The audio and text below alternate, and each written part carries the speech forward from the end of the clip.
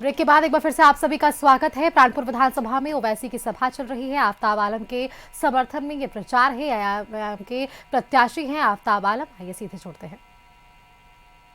इत्तेहादुल मुस्लिमीन पिछले 11 साल से सीमांचल के इंसाफ की लड़ाई लड़ रही है और हमारा मानना यह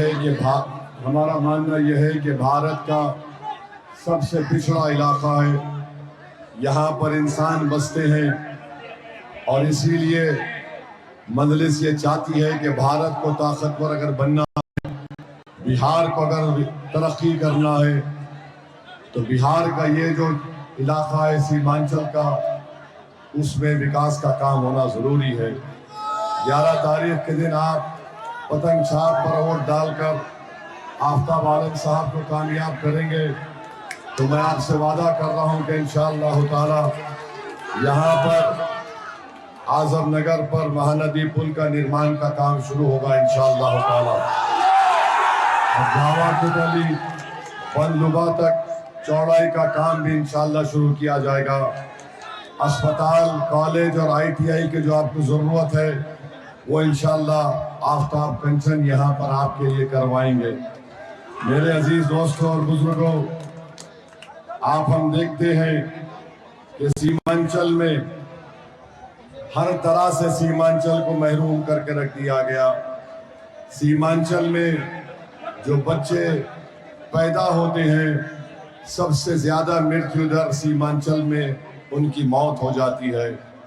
जो बच्चे पैदा होते हैं स्टंटेड रहते हैं, अविकसित बच्चे होते हैं, ये सीमांचल में होते हैं। सीमांचल में 90% अल्पसंख्यक समाज के महिलाएं अपने घर में बच्चे को पैदा करती हैं, अस्पताल नहीं होने की बिना पर। सीमांचल में अगर कोई बच्चा बच भी जाता है, अगर वो बीमार पड़ता है, तो ऐसी माएं हैं जिन्होंने अपने बच्चे को अपने सामने तड़पता हुआ और उसको मरता हुआ देखा, क्योंकि उन माओं के सामने पुल नहीं था, कश्ती नहीं मिली, रोड सही नहीं था, एम्बुलेंस का इंतजाम नहीं था। तो मेरे अजीज दोस्तों और बुजुर्गों, पूरे सीमांचल में एक डिग्री कॉलेज है, वो भी किशनगंज में है। स्कूल नहीं है।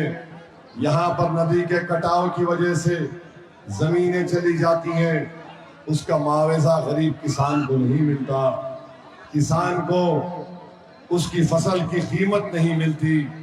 जितना विकास का काम अगर बीजेपी राजद नीतीश कुमार कहते हैं वो सिर्फ पटना या गया या दरभंगा या भागलपुर में हुआ है, सीमांचल में कोई काम नहीं हुआ।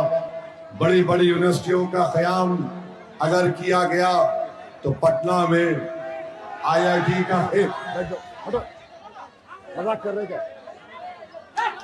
अस्पताल नहीं बनाया जाता। अगर आपको सुनना है तो आज प्रधानमंत्री अररिया को आए थे, सुनिए प्रधानमंत्री ने क्या कहा।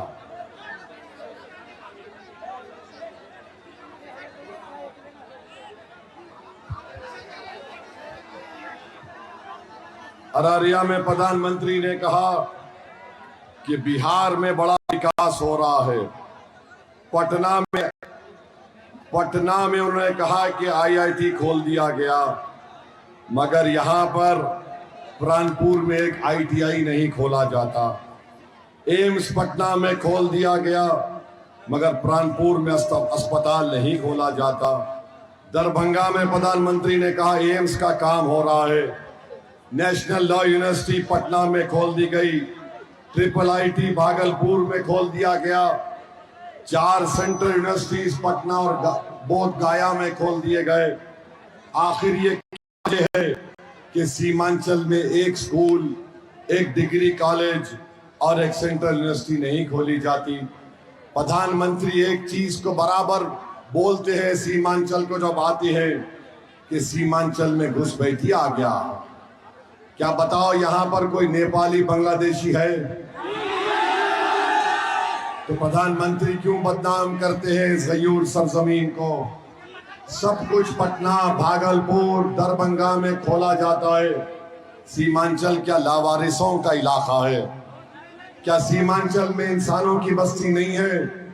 हम आप सबको बताना चाह रहे मेरे भाई, अगर आप मानते हैं कि सीमांचल से इंसाफ होना चाहिए तो फिर आपको मजलिस इत्तेहादुल मुस्लिमीन के पतंग छाप पर बटन दबाना पड़ेगा। और फिर दूसरी जानिब राजद है, कई साल पहले आकर कहा था कि चाचा भतीजे को कामयाब कर दो, सरकार बदल दो। याद रखो, सरकार बदलने से सीमांचल के गरीब का मुकद्दर नहीं बदला।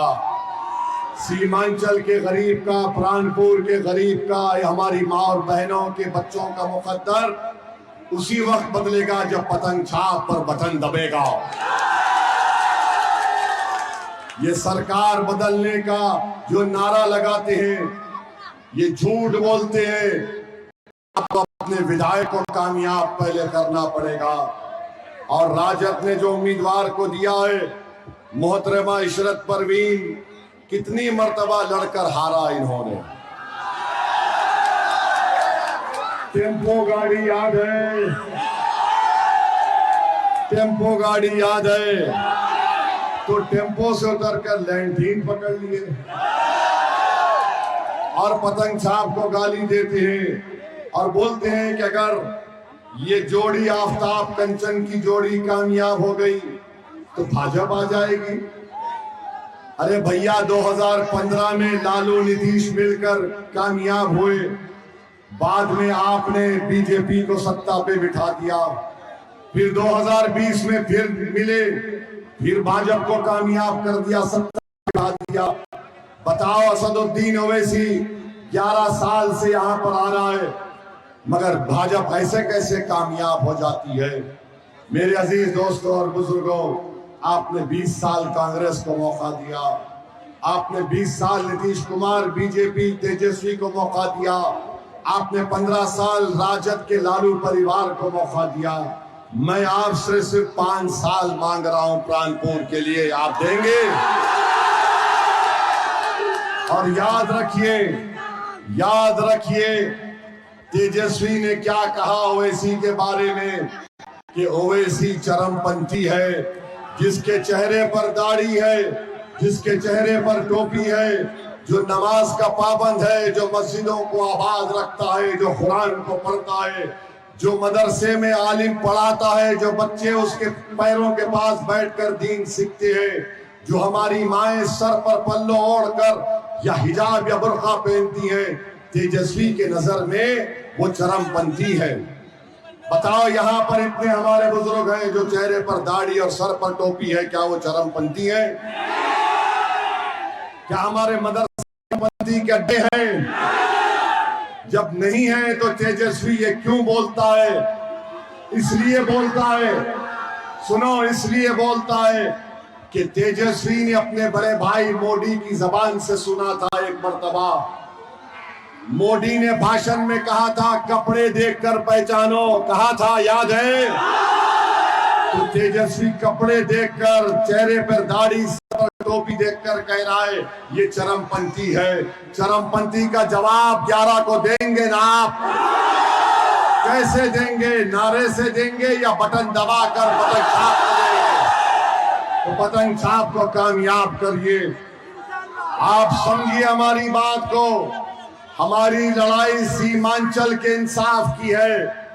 हमारी लड़ाई सिर्फ आफ्ताब कंचन को कामयाब करना नहीं है, पूरे सीमांचल का गेम को बदलना है, गेम को बदलना है, पूरे खेल को बदल देना है।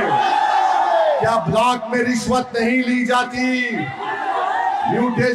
म्यूटेशन रजिस्ट्रेशन के नाम पर रिश्वत ली जाती है।